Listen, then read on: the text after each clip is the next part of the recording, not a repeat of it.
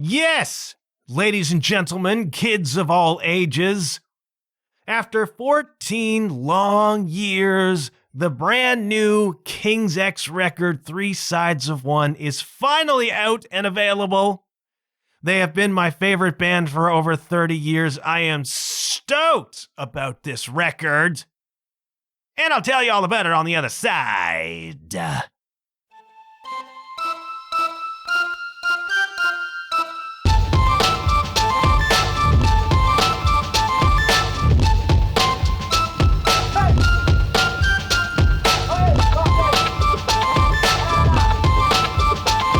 Hello, you're listening to the John Huff Podcast.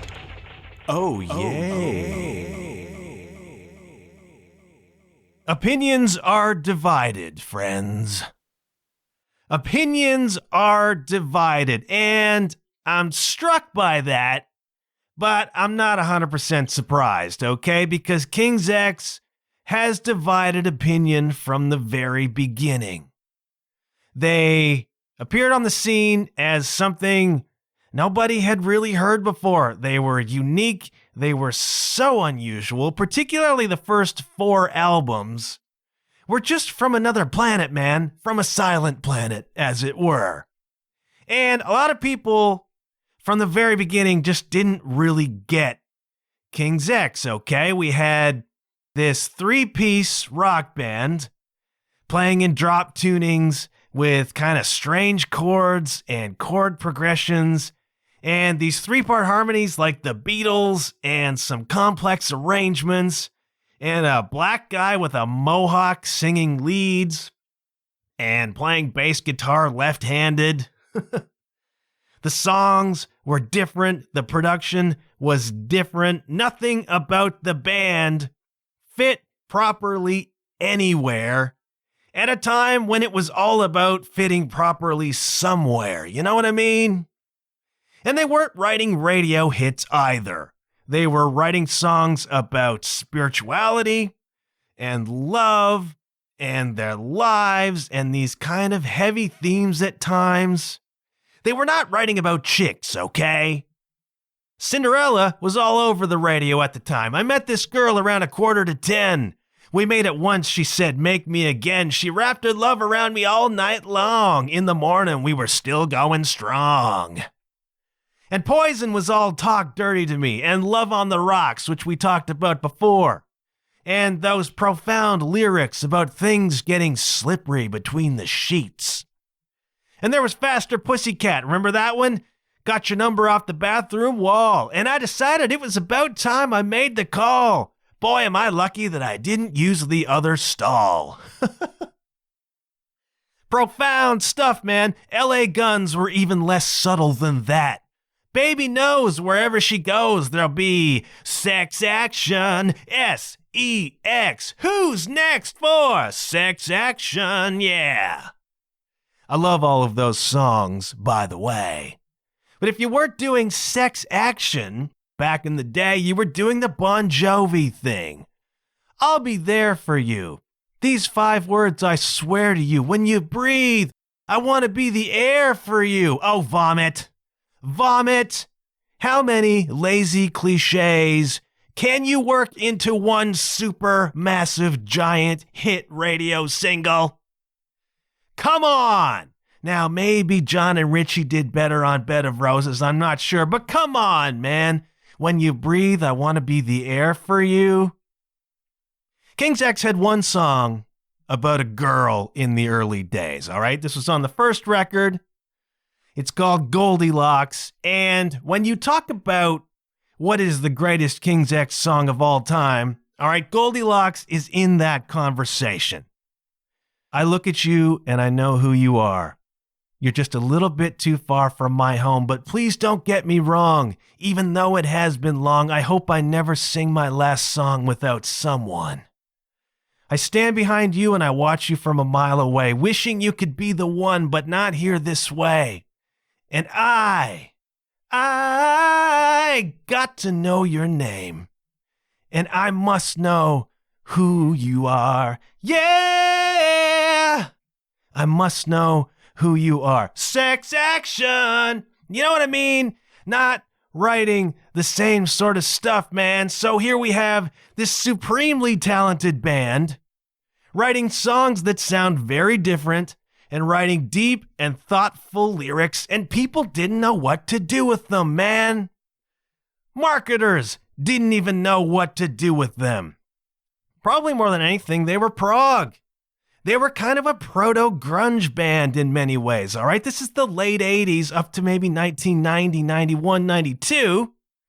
A few years later, couple years later, bands like Alice in Chains and Soundgarden and Pearl Jam are coming along, citing King's X as a big influence. But in those early days, those first 4 records, they were kind of an island. They probably fit more with something like U2 than they did in the hair metal world. But they had long hair, and they had guitar riffs, and they had guitar solos. And so the marketers were like, well, I guess we'll put them in Metal Edge magazine. Okay. They didn't fit properly there, and they didn't fit properly anywhere. But here's the thing, all right? Despite all of that, despite not fitting into a box, despite not fitting into a category that was obvious and easy, despite not writing what would be traditionally considered mainstream radio hits, things grew. All right? Especially on the first 3 records, things grew. It was small and it was slow, but things grew. All right? They had good tours. They were on MTV a little bit. They were something of a curiosity, but musicians freaking loved them. And people out there recognized the potential, even if, again, they didn't quite know what to do with them. Then, on the 3rd record, Faith, Hope, Love, when it looked as though things might finally pop, a kiss of death happened in the form of a feature story in Rolling Stone magazine. Now, I know what you're thinking, right? You're thinking, Rolling Stone magazine is a kiss of death? Isn't it the dream to be featured in Rolling Stone? And yeah, it was. And it is the dream to be featured in Rolling Stone. But as with so many other things that the band experienced, it just went sideways, man. This is around 1990, and a rumor was going round that King's X was, hold on tight, a Christian rock band. And they weren't a Christian rock band, all right? They had never been a Christian rock band. They weren't and had never presented themselves that way. But that was the rumor that started going around. And when you look at it in retrospect, okay, maybe it's easy enough to see. The band members did have Christian backgrounds. They wrote songs about spiritual things.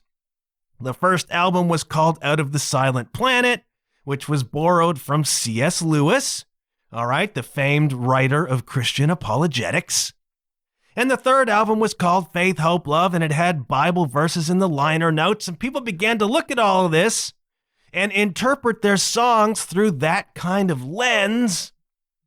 And the rumors began to circulate. Hey, this is a Christian rock band, and that's bad news for a band that was not part of the Christian scene, was not part of the Christian industry, and never wanted to. So Rolling Stone comes along. They're going to do a feature on King's X. I think the band was on the road with AC/DC at the time, all right? They're over in Europe. They're fighting tooth and nail against hostile AC/DC crowds that don't want to know anything about King's X, whatever that is. And show by show, night by night, they're facing all of this hostility. People are throwing stuff at them. People are shouting, Angus, Angus, Angus. And King's X is night by night winning those people over. By the end of every freaking show, they're on their feet cheering for this band. Because how can you not? Because especially in those days, young, hungry, top of their game, King's X was a force to be reckoned with. And you can see this, all right? Go online, go on YouTube, you put in King's X, AC/DC tour, like 1990, whatever. You will see this stuff. And it is powerful to watch, man. Watch a band with extraordinary power. A 3-piece just crushing. And you can sense and hear those crowds just coming over, man. Really, really powerful, but really difficult. Night after night, knowing that you're going out on stage to face tens of thousands of hostiles. And you gotta win them over, man. That takes something out of you. It takes something out of you. If you've ever played a show where the audience was not interested, that's difficult. Think about an audience that's actively hostile. Every night for 4 months, out they go to face that and win them over. And that bonds you together. That binds you in a way that few other experiences do as a band, man. So they're in Europe, 1990. They're touring, I think it was 1990. They're touring on Faith, Hope, Love. Rolling Stone comes along, says, we're going to do a feature on you. Terrific. But the rumor's going around that we're a Christian band. So what we got to do here is not give anything in this interview that would stoke that, fuel that, give credence to this notion. We are not a Christian band, all right? We are philosophers. We're interested in spirituality and religion, but we're not a Christian rock band. Never were, never wanted to be. We're artists. We're musicians. That's it. We write about our lives. We write about what we're thinking and feeling. And if some of that has religious overtones, so be it. But we're not a Christian band. And we know that it's a kiss of death to be identified as such in the mainstream. So they do the interviews with this guy, and all is well. All right, they didn't tip off anything. They didn't give them anything they could latch on to that would paint them as a Christian rock band. Fine. And then when all's said and done, Doug Pinnick, the singer, goes out and has lunch with the reporter from Rolling Stone. Off the record, I'm air quoting that, kids, off the record. Word to the wise, all right, all of you who will eventually do interviews, there's no such thing as off the record, okay? It doesn't exist. You hear about it having been on both sides of journalism and the media. It doesn't exist. Be vigilant, be careful, all right? Doug goes out for lunch with this guy. They get to talking about religion. They get to talking about spirituality. Doug begins to open up about some of his beliefs, about some of his thoughts, and guess what happens? The Rolling Stone feature comes out, and the whole dang thing is King's X are a Christian band. Pulled from that off-the-record conversation with Doug, the article paints King's X as a Christian band, and they had tried so vigilantly not to be painted as such, and that's what freaking happened. Things go sideways for this band, man. At the time, the single It's Love from Faith, Hope, Love, which is their most successful single in terms of charting, etc., is doing really, really well, all right? The video is on MTV, spent a lot of money on that video. It's on MTV. It's number 6 on the MTV countdown or something like that. It's doing really, really well. The single is doing great. Maybe the record's going to pop. It is still their top-selling record. Then, the kiss of death. Rolling Stone paints King's X as a Christian rock band, and immediately, radio play ceases. Immediately, it dies on the freaking charts. Going to read to you now from the King's X oral history. All right, this was released a few years ago. It is an absolutely cracking read. If you are interested in life as a band, fighting tooth and nail on a major label, trying to break through, trying to get somewhere, the origins, what happens behind the scenes, how the industry works, the amazing highs and the extraordinarily awful lows. If you want to hear about a band grinding it out for 30 freaking years, trying to make it happen, read the King's X oral history because it is fascinating stuff. Even if you're not a fan of the band, and I hope by now, if you're listening to my show, you freaking are. But even if you're not, you're just interested in the industry and a band's experience. There are my Sarah Smith tour blogs, which are what they are. Read the King's X oral history, and it's a stunning read.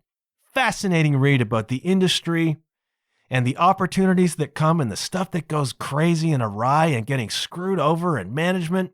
It's all there, and it's fascinating. Going to read the great Ty Tabor talking about what happened after the Rolling Stone interview came out. Ty Tabor. Quote, "What I witnessed was that the article stopped radio play, and thus the growth of the band overnight. It was all perfectly timed with when that came out. Everything was so much more of an uphill battle after that. When the fourth album came out, to get stuff on the radio, I can't possibly tell you the difference after the Rolling Stone article. It was an entirely different world for us from that moment forward. People labeled us as a Christian band." That's all it takes sometimes, man. It's all it takes to break you, and it's all it takes to break you in the other way as well. Break you positive, break you negative. One piece in Rolling Stone magazine can wreck your career forever. You know what I mean? Very, very, very difficult. The funny thing is, the Christian angle is what actually pulled me into the band at first. Because I didn't 100% get King's X either. All right? I heard Out of the Silent Planet. My buddy Jay played it for me. And I liked it well enough, but I wasn't hooked, you know. I was one of the few who at least liked it and was open to it, but I was not hooked from moment one. Every now and again, on the Facebook, you'll see a meme go around, and it'll be like, what's one band that had you hooked from the very first song? And my answer to that is not King's X. My answer to that is the Balconies, by the way. Little trivia for you. The Balconies had me from moment one. You've heard that story. Go listen to my interview with Jackie Neville.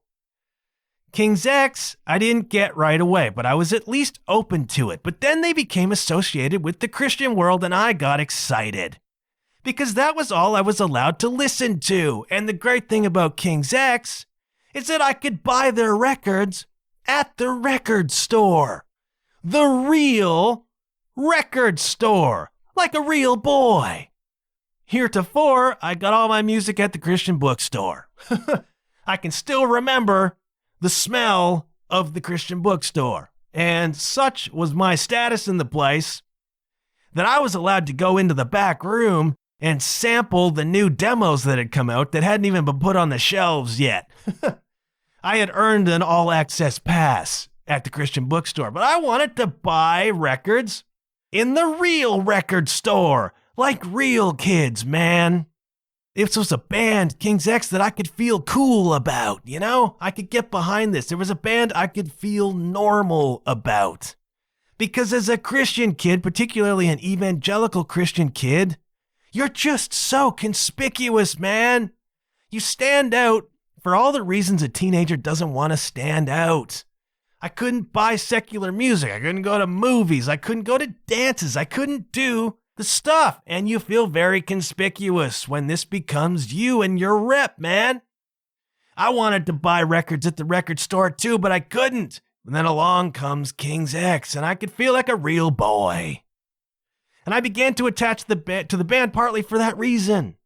But then I listened more closely to the music, and the marriage of music and meaning happened, and then they became my favorite band for over 30 years. Here's another piece of trivia for you. The very first compact disc I purchased for my brand new component stereo system was Faith, Hope, Love by King's X. And it remains probably my favorite King's X record. There's a bit of nostalgia to that. And I love that record. It was the first thing I bought. So there's your trivia, all right? Thing is, as I said, they have always divided opinion, and they still divide opinion now, even amongst their hardcore fans. They are, I think, maybe a victim of their own legacy, because those first 4 records were so unique. Nobody was doing what they were doing. Nobody sounded like they sounded. There was a special kind of magic in those records, man. And ever since they released them, people have wanted a rehash of them, you know? They want Gretchen Goes to Nebraska 2. Or they want, maybe, the 5th record, Dogman, which was a complete departure, all right? They had been with a producer called Sam Taylor. Sam Taylor sort of gets burned in effigy by King's X fans for a lot of reasons. Sam Taylor produced those first 4 records, all right? He was the man behind the controls on that magic. And they were horrendous nightmares to record. The painstaking detail and effort. And another take, and another take, and another take. It was very, very demanding to make those records, but they are masterpieces, all four of them. Then they split with Sam Taylor. They joined up with Brendan O'Brien, producer extraordinaire of grunge bands at that time, like the top guy in the world, really. And they released their fifth record, Dogman. Much different in tone, all right? It was heavier. It's a monster. Sonically, it's a monster record, all right? It is heavy. It is stripped down. The music is much darker. The lyrics are much darker. And a lot of people say that's their favorite King's X record, all right? Dogman gets a lot of freaking love. So when they release new stuff, people want either a rehash of the first four records or they want a rehash of Dogman. But what King's X did is that they dropped into smaller labels, they were given a lot more space, and they began to experiment. Mid-career, after the kind of big burst of the first five records, where they might have been a thing, and they made this genius stuff, then they kind of faded from view, began to crank out albums kind of independently, even on Metal Blade, etc. Got very experimental with records like Manic Moonlight and Please Come Home, Mr. Bulbous, etc. They just started messing around, and a lot of people love those records too. They are not where I would direct a new listener, okay? For the most part, people wanted a rehash of the first four, or they wanted a rehash of Dogman, and they never got that because King's X, there's a reason they stopped making records like the first four. It's like, we did it. We did those. We're repeating ourselves now. We don't want to do that anymore. Dogman was the antidote to that, And then things kind of popped. Like they played Woodstock 94, Dogman era, and they were like one of the main acts on Sunday, something like that. Like they had a great slot right before Sheryl Crow, I think. Came out. You can watch this on YouTube too. You can watch the whole show. And they crushed. Absolutely crushed. The likes of Howard Stern were saying King's X stole that whole weekend. They appeared on Jon Stewart just after that. It's like they had all this attention on them. Didn't make the official soundtrack as far as I know, because it always goes sideways. That appearance at Woodstock, acclaimed by all, amounted to nothing in terms of record sales. It just never freaking popped. And then they fell off the radar, They were eventually off of Atlantic Records. They got themselves off of Atlantic because it just wasn't working for them anymore. They got kind of pushed aside.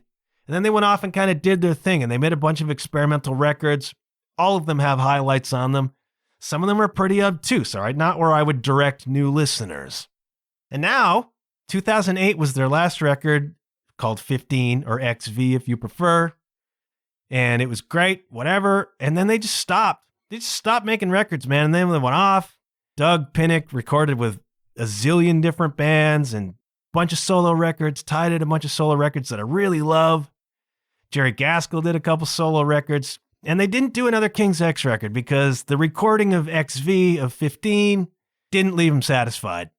All right, Ty was frustrated. The band seemed to have lost its energy and its mojo. They made a really good record, but, it was kind of falling apart at that point. So they went their separate ways. They didn't break up. They kept touring. They'd pop in and do a weekend, a couple weeks, whatever. And there were rumors of new records that never happened until finally, just around the time COVID started, they've got this new record and they can't release it because freaking COVID. We've been waiting that long. And now it's 2022 and last week it freaking came out. And I'm not here to pass any judgments. I'm here to look at the music and take it for what it is. The new King's X record, and let's go through it, shall we? I haven't done a spinning segment in a long time. Spinning kind of fell to the wayside. We're going to spin the new King's X record, Three Sides of One. The album opens with a tune called Let It Rain. It was the first single that was released to great anticipation amongst the faithful. And immediately, opinions are divided. Because it sounded like something from XV. It sounded like something from 15. Makes a certain amount of sense, doesn't it? There were not the big vocal harmonies from the first 5 records. That's what everybody wanted. Give me the big vocal harmonies. They weren't on this song. And I like the song. It's a banger, but a lot of people were left a little bit flat by it because it didn't sound like the first 4 records. It's amazing to me that people are still expecting the first 4 records all these years later. It's like they thought, well, they've gone away for 14 years and done nothing but write masterpieces for this record. Not what happened, man. They went away for 14 years, recording tons of music with people. Doug did 3 KXM records with George Lynch and Ray Luzier, and 2 or 3 Pinnock Gales Pridgeon records, and a couple of Grinder Blues records, and a bunch of solo records, and recorded with this person and that person. Ty released all this music with the Jelly Jam, like 4 records, bunch of solo records. They've been writing all along, all right? They didn't go sequester themselves for 14 years to write a masterpiece. They were just doing their thing. And they came back to do this record for the fans, by the way. This is a gift and an ode to the fans, because they didn't need to do it. They had laurels to rest on. They didn't need to spend the money and the time on this. They did it because the fans wanted a record, okay? Bear that in mind. Let It Rain comes in. It's a good song. It's a banger. People were missing the harmonies, whatever, but Ty lays down a tasty guitar solo in it. Dig it. And there's a fun gang vocal. Everybody wants their rights. Everybody wants to fight. There's a lot of politics beginning to leak in, especially in Ty's songs. Over the past few years, he's become a lot more political in his writing, but it's very subtle. It's very subtle. And this opener, Let It Rain, has an energy that you wanted to hear, all right? Because now that you've read the oral history, that things were getting a bit strained by the end of recording XV. A lot of the fire had gone out, all right? The flame was kind of extinguished. And so you wanted in the new one, the new music, you wanted to hear that the flame was back. You wanted to hear some energy, and it comes through, all right, in Let It Rain. I think it's a good song. There's a great lyric. Is this the end of the world or a new beginning? Good freaking question. Is it for the band? I don't know. Doug is 72. Doug is 72, and you listen to him sing on this record, and he's crushing it. All right, his voice has dropped substantially from the exquisite highs of the early career, but he's 70 years old. Still screaming like a banshee, still crushing it, and his vocals are great on this whole record. Great on this song. And you felt the energy in it, and that's great. Let It Rain's a cool song. And then the next song is called The Flood Part 1. And you hear it and you go, what just happened? I talked about the experimental stuff. On their Manic Moonlight record, they set out to write songs that were just strange arrangements, Not verse, chorus, pre-chorus, whatever. Like weird arrangements. Chorus, verse, out. You know what I mean? You get a little bit of that with The Flood, but what's interesting is that to me, it's a Ghost song. All right, it starts with these strings, very cinematic, very dramatic. These strings come in, just like a Ghost song. And then Doug says he had been listening to a lot of Meshuggah, and a riff comes in, that's Meshuggah. Just weird time, however Meshuggah does it. Math rock, heavy, big heavy riff, big drums, whatever. And then there's like a string interlude, and into a verse that's a musical. And that is Ghost to a T, the Ghost song 20s, Starts off with this really dramatic, cinematic strings movie music. The Flood Part 1 does that. And then into a verse that sounds like a musical. Ghost has a ton of songs that sound like a musical. And then hammering back into that Meshuggah riff, this really gentle and smooth. And then this jarring Meshuggah riff comes after it. And those who wished for the harmonies begin to get them on The Flood Part 1, okay? Big riff, big harmonies in the verses, and a bit of a tip thematically in the lyrics, where Doug sings, I used to say that all we needed was love. Now what I'm thinking is that we need a flood. That's another biblical allusion right there, kids. Those of you who still want to jump on they're a Christian band thing, I think all we need now is a flood. Let It Rain to wash the fear away. I think we need a flood, man. Just like in the Bible, when God, in his infinite wisdom and mercy, thought he'd just kill everything. Keep Noah alive on his boat, and then just kill everything else. That's how we deal with a problem, kids. We created this mess on Earth. I think I'll just wipe it out. And Doug's saying, I think we need a flood right now, kids. And you take a look at the world from a certain perspective, watch it in the media, and you think maybe we do need a flood, man. That is very unusual because, the first 4 or 5 King's X records, it's all love, love, love. We were born to be loved. It's love. You know what I mean? Looking for love. Send us a shot of love. It's all about love. And at this point, we find maybe a disillusioned Doug saying, you know what? Maybe we don't need love anymore. Maybe we need a freaking flood. And it's a short song, like a couple minutes, very experimental, some strings, a Meshuggah riff, very unusual. And you think, well, maybe we're back on Manic Moonlight here. Maybe we're into something experimental again. And is that going to be okay? I don't know. Some people love Manic Moonlight. Then we get to the song, Nothing But the Truth. The first major league highlight for me. All right, when I sit back and I say, what's my favorite song on this record, I don't talk in terms of what's the best song. I'm very, very careful about not seeming to pass some judgment on somebody else's art. I don't talk in terms of what's the best song.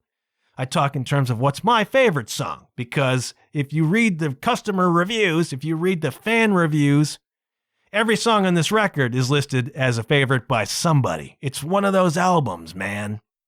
For me, Nothing But the Truth. Nothing But the Truth is a ballad, and it starts off with this really gentle, kind of picked guitar intro, chords, somber, melancholy. You think you can get behind that. I feel that. The chords make sense, Then it goes into a strange kind of verse. A strange melody verse, and you think, uh-oh. Is this going to some weird, obtuse place that isn't catchy enough and doesn't grab you? But King's X has this funny ability. They have this funny ability to deliver to you a verse or a structure or a melody that feels a little bit weird and obtuse and not quite there for you.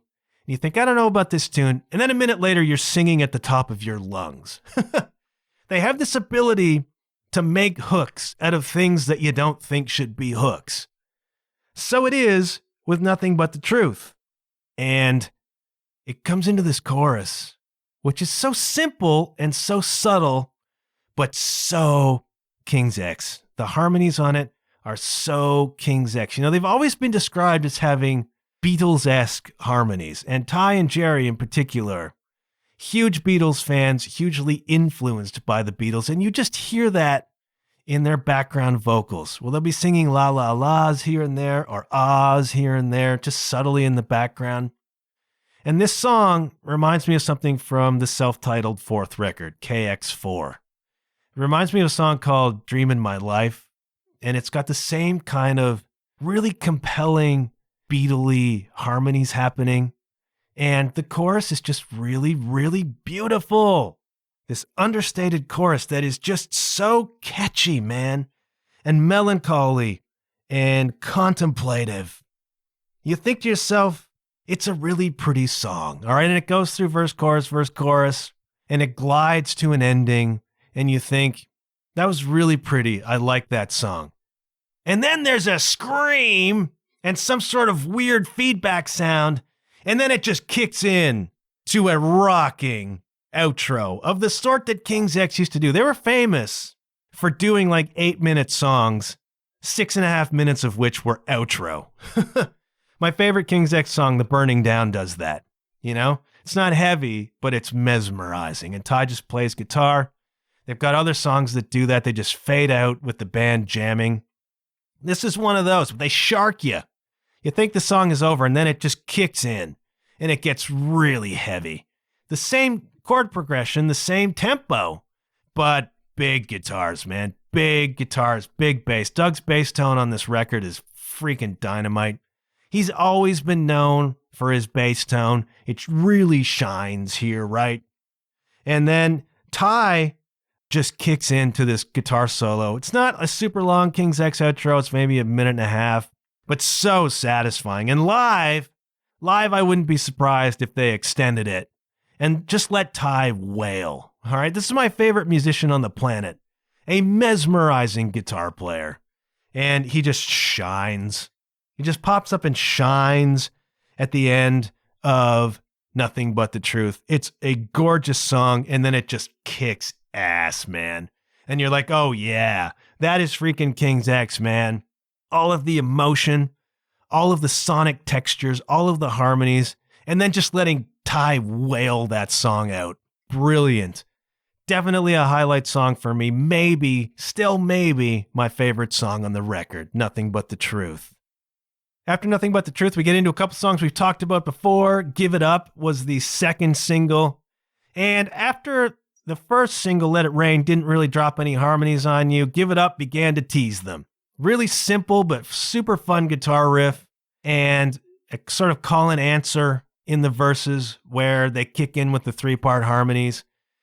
Kind of almost like a tribal sounding harmony, which they do if you listen to songs like Groove Machine or listen to this one. They have an interesting kind of like a gospel style of harmonizing, which really works, man. Like it's a little bit rock and roll, a little bit funky, and then these kind of gospel harmonies over the top. Very, very cool.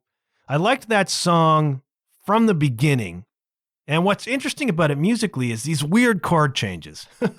It goes to weird, obtuse chord changes, especially in the outro. There's like 3 or 4 different key changes in that outro that are really kind of arcane. You're like, well, I didn't expect it to go there. Whoa, and then it went there, and then where? Like really, really weird, but cool. I don't know how they keep them straight. I would struggle to keep them straight. But Give It Up is a fun song. You know, it's just kind of a banger. And it's Doug talking about getting older, man. I want to stick around until they put me under. I am is all I know. Ride it out until it's over. Dude's in his 70s, man. And those who are looking for an Easter egg will note some screeching going on by one Walter Bellafarkas, better known as Wally Farkas, formerly of Galactic Cowboys. If you go back to the Tapehead record, I think it was Tapehead, the last song is called like Walter Bellafarkas, and it's live. And the band comes out and just starts playing this weird kind of eclectic jazz style. And then Wally Farkas comes on the stage. I guess Galactic Cowboys was opening that show. Wally comes out and just starts doing Yoko Ono into the microphone. And it's a stupid sort of a joke song. And it's funny and it's live. And Wally appears on Give It Up doing his Yoko Ono again. So a cool shout out, a cool Easter egg for those of you who are paying attention. Fun song, good single, dig it. Then they went to All God's Children, and this is a third song that they released, and it's the first one where people went, oh, wait a minute. That sounds like King's X. That sounds like what we wanted, all right? It starts with an acoustic guitar solo, short one. I think in drop D, you guitar players can tell me differently if it's tuned lower than that, but it's Ty playing. You can always tell Ty playing acoustic guitar. You can just tell it's Ty. And he plays this beautiful kind of intro. And then this huge, doomy, sludgy, slow riff comes in. Heavy, man. Really heavy. And Ty sings the verses and then just this big chorus. You know, all God's children kept believing. This is a dark song. There are a lot of dark songs on this record. And they released a video for it, kind of a lyric video. Running over top of the lyrics or behind the lyrics is just all these images of bad stuff going on. The chaos of the world. You know, King's X used to be so uplifting. The first 4 records were so uplifting and so hopeful and so happy. A lot of that disappeared on subsequent records and something disappeared with it, you know? Those songs, not until maybe we got to Ogre Tones, the Ogre Tones record, began to bring some of that optimism back. It was noticeable. Stringer Records didn't have it. And some of that appears here. And again, I think it's a political song about, I'm not 100% sure what. The Christian right, maybe? I don't know. But it's about this darkness in the world, and yet people kept believing, whatever. It's a ballad. It's a heavy ballad. The doomy riff. Really, really cool. It's a beautiful freaking song. Sounds like the Jelly Jam. If you've listened to the Jelly Jam, and if you haven't, you should, their fourth album, Prophet, this song would have fit pretty much perfectly on Prophet. Side note, if you want to hear something dark and really haunting and beautiful, there's a song on the fourth Jelly Jam record called Strong Belief. I think it's the last song, Strong Belief. And what a haunting tune. What a haunting, heavy tune. Strong Belief by the Jelly Jam. I'll put that on the John Huff Podcast reference on the Podcast 2022 playlist on Spotify. I saw the Jelly Jam perform live. That's Ty with John Myung of Dream Theater and Rod Morgenstein of Winger, drummer extraordinaire.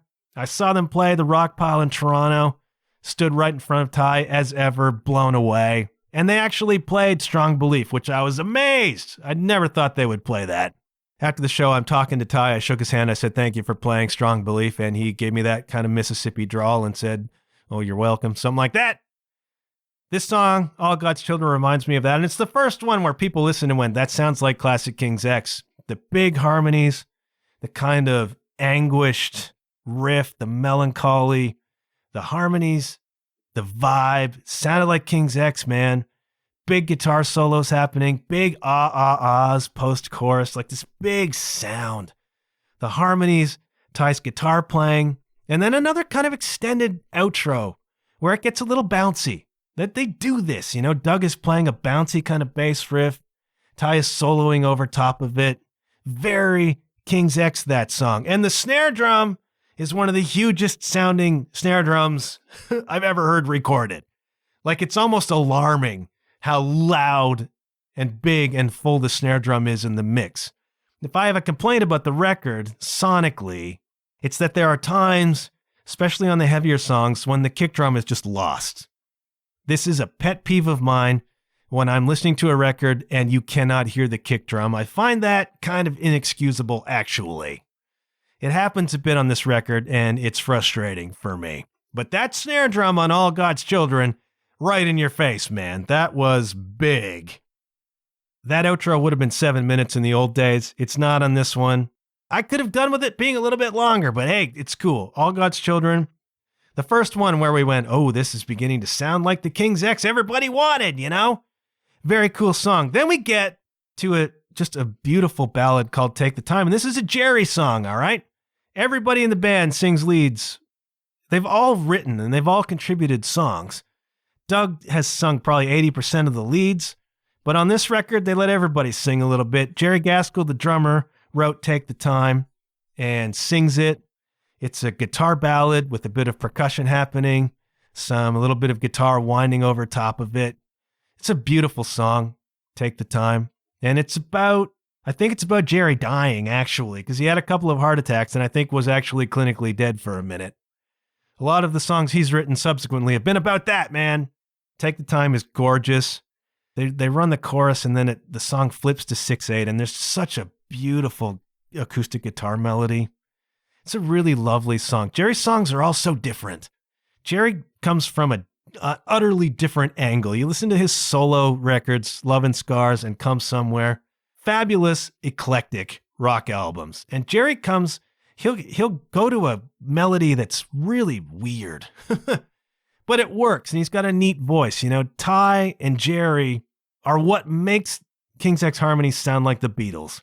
They have kind of nasally voices, a la Lennon and McCartney a little bit. I'm not saying they're Lennon and McCartney, but they have that kind of texture in their vocals, and that's what adds this kind of Beatles vibe to some of their songs. Jerry sings leads, and it's just a beautiful song, you know? Lying on a cold, hard floor, not one thought of mine or yours, live or die, we'll have to see. She'll just have to see me make it through the night. He was dying. His wife, girlfriend, wife, fiance, his partnerin, found him. He had a heart attack. He was on the floor. He was dying, man. His partner found him. She's just got to see me make it through the night. Heavy freaking stuff on a lovely acoustic ballad by Jerry. Got to start picking up the pace. Next song is Festival, and this is one of those ones where half the people say it's my favorite song they've ever done, and the other half says I can't stand that song. I don't get it. Festival is just a big old banger, almost like a punk song. Ty sings it. I like it. Sounds a lot to me like a heavier Goo Goo Dolls song, or a Foo Fighters song. You know, if you've only heard the Goo Goo Dolls on the radio, you're missing the rock and roll part of that band, all right? The bass player, Robbie Takak, they started as a punk band, man, and that vibe still comes through in Robbie Takak's music. And his songs on the Goo Goo Dolls records are big old punk-influenced bangers, like banging rock and roll songs. Festival is one of those. Sounds like a Foo Fighters song, sounds like a Goo Goo Dolls song, and Ty's guitar solo on this song freaking smokes. I really like Festival. It's another one that's in the conversation for me as my favorite song on the record, but I wonder what it's about. The lyrics don't tell you. Let's make a festival. Let's make it so everyone can go. And I don't know if it's actually about a festival. Somebody joked that it's kind of a tongue-in-cheek song about, let's throw a show so that people come and hear us. I don't know what it's about. I wonder if there's a political angle. You know, Ty has a song on one of his solo records called She's a Tree. And she's a tree, and she's a beautiful tree, and I'm cutting her down. Yeah, I'm cutting her down. And I saw somebody comment online, what the hell is this? He's writing a song about a dang tree, and he's cutting down a tree? This is music? This is what lyrics are now? I'm like, dude, it's not about a tree, man. It's about a relationship. It says it right in the title. She's a tree. It's a freaking metaphor, man. The guy writes in metaphors. A lot of people do, all right? So I'm wondering if Festival is a metaphor for something political, and I'm not sure what, but it's a banging song. Sounds like the Foo Fighters, got a great freaking guitar solo, and I happen to like it. Then we get to a song called Swipe Up, very proggy, and I'm going to put an arcane reference on an arcane reference here, and you've got to be really deep with me to get this. Sounds like a Believer song to me. What? Like the Imagine Dragons song? No. The band Believer, who I've talked about on this show before, in the late 80s, early 90s, was an absolutely smoking thrash metal band. For the record, my favorite actual Christian metal band of all time is Believer, the thrash band. They're not really a Christian band anymore either, but they disappeared for a long time and then popped up maybe 10 or 12 years ago with some new music, and it was not thrash so much anymore. It was more prog, more kind of technical kind of stuff, more melodic, not as much screeching anymore, more vocal singing by Kirk Bachman, which surprised a lot of people. Utterly different. They could have called it a different name. It was not Believer as we knew Believer, but as their new stuff came along, it really turned into this kind of proggy, almost electronic in some ways. Very, very cool. And this song, Swipe Up, could utterly fit on Believer's Transhuman record. It's got that same kind of vibe. And I can't describe it beyond that, except it's got another kind of Meshuggah riff happening, and then it backs off into something, and then there's a full-on grunge kind of section. Very strange arrangement. What's notable is in that second verse you hear Ty and Jerry singing the la la las. La la la la la la la la. That is a King's X thing, lifted probably from the Beatles, but from the very beginning, you would hear the background vocals doing la la las and ah-ahs. That is vintage trademark King's X. And it pops up here, and I think the song is about, it's called Swipe Up. I think it's about being isolated and this weird social media world where you kind of deal with your problems by distracting yourself. Swipe up, swipe up, swipe up. Instagram, TikTok, swipe up. Facebook, swipe up. Being disconnected while appearing to be connected, you know? And I don't know about Swipe Up. I like it, but it's so Believer to me that I can almost hear Kurt Bachman singing it. So it's a bit jarring. It's a bit disorienting. And some people like it, Swipe Up, some people don't. I think it's kind of a cool song. Another experiment. Kind of fit on Manic Moonlight, maybe, you know? But I dig it. I think it's pretty cool. Then we get to Holidays. That's another Jerry song, and it's Thin Lizzy. You get done this Believer song, this kind of slow, mysterious prog song, and then a Thin Lizzy riff kicks in, and it's Jerry playing Holidays. And it's what it is. It's a happy song. It's bouncy, sounds a little bit Beatles, and it's a rock song, and it's Jerry, and it's cool. Then we get to what I think is actually my favorite song on the record, which is called Watcher. And this is another one where some people say Watcher's hands down my favorite song on the record. And other people say, I didn't really like Watcher. And it's like, why can't we get some consensus here? Watcher is a tie song. It could have been lifted, in my mind, straight off the self-titled King's X4 record. And I don't know how to describe it. It's just so catchy. I mean, it's an up-tempo rock song. It's got the vintage kind of tie style of playing, a little bit like he likes to drone on a string here and there. He's not really chording, he's picking this out. And it's just got this big, full soundscape. You know, the bass kind of drives it, the guitar is sitting on top of it. It's such a great song. It's also got a weird arrangement in terms of verses and choruses, and there's like a guitar solo after the first chorus that goes on for a long time, and then another chorus.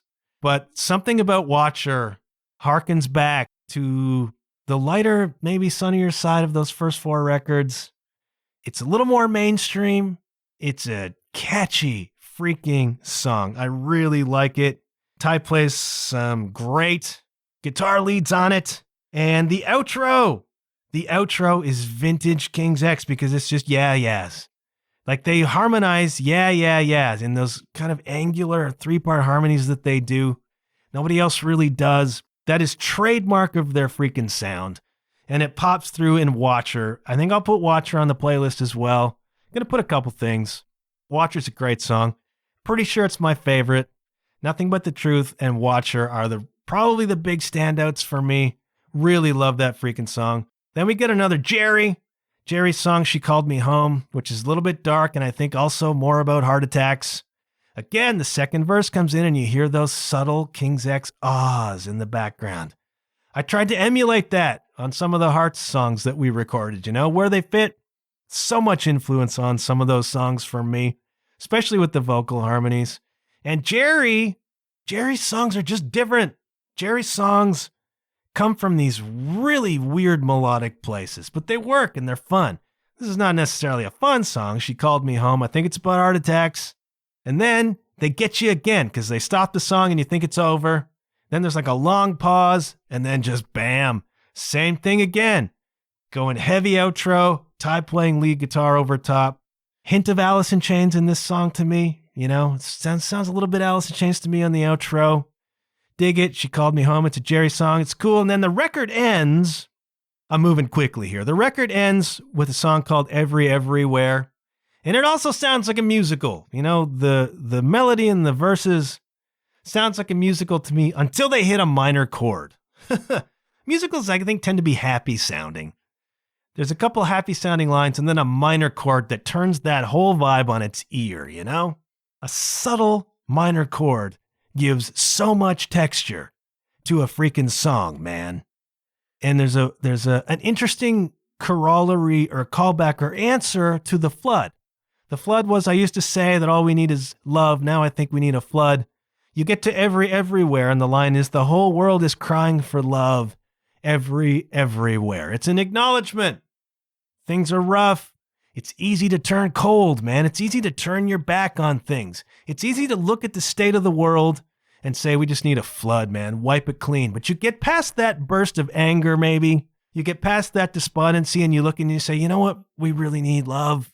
The Beatles said all you need is love. That's in a King's X song on Gretchen Goes to Nebraska. And that's where they come around to again, The whole world is crying for love. Can we look at it that way? Because you want to look at it and you want to say, forget it. Write it off, man. Flood it. Start over again. Can you get past that level of cynicism? Can you find it within you? This notion that we are all one. We are all one sentience experiencing itself in this world. We're all the same, Can we get past that and look at what we really need is love? It's hard to do. I struggle with that. King's X struggles with that, but that's what it comes to in the end. The whole world is crying for love. Background vocals, powerful on this song, man. And it's happy in a way. It's optimistic in a way, and it harkens back with that flavor to the first bunch of King's X records. A lot of people didn't like Everywhere, and then this is what I'm noticing. 5 or 6 days after the album comes out, there was a lot of initial reviews that were disappointed. I don't know what these people wanted. I don't know what they were expecting that would have, made them jump up and down. But what's happening now is I'm beginning to see retractions. So you go on the King's X Musical Appreciation Society page on Facebook, and people will be like, you know what? I was initially disappointed, and I shouldn't have written that because I've listened to it 5 or 6 times now, and I love this record. They have a way of doing that. They're a grow-on-ya band. But if you've never listened to King's X before, this is not the record I would likely point you at. Depending on your flavor, I would probably point you to Gretchen Goes to Nebraska, the, universally accepted masterpiece. Or if you're more of a grunge heavy person, I'd point you at Dogman first. Get you pulled in, and then later we come around to Three Sides of One. Not everybody would agree with that. Some people would point you at Ear Candy, which is the most mainstream record, Other people would say Out of the Silent Planet. That's the King's X. Opinion divided, man. I like this record, and I'm delighted that it exists. I'm delighted that it exists at all, and I want to give a shout out to Doug Pinnick at 70, and Ty at 60, and Jerry mid-60s. Didn't have to make this album. Didn't have to put into it what they very obviously did. They took this record seriously, man. They gave it their all, and it shows.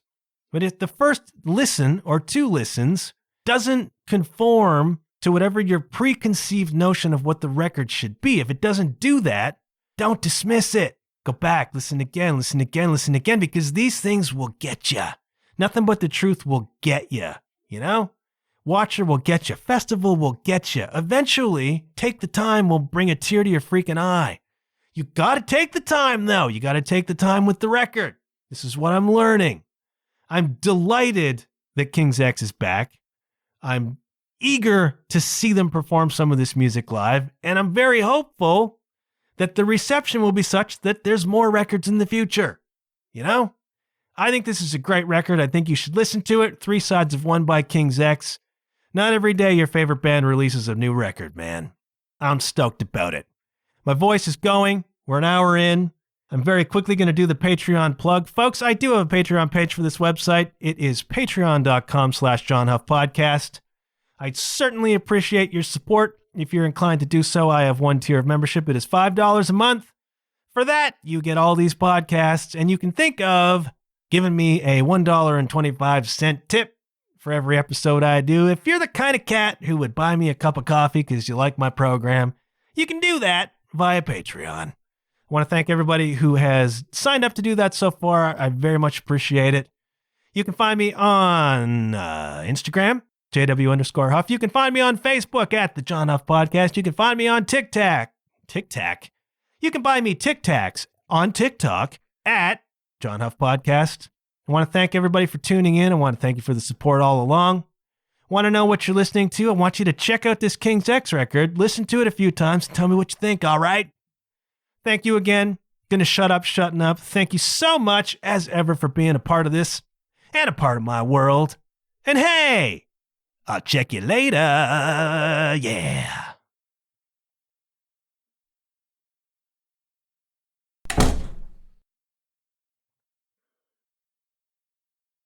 I've got to know your name, and I must know who you are. Yeah.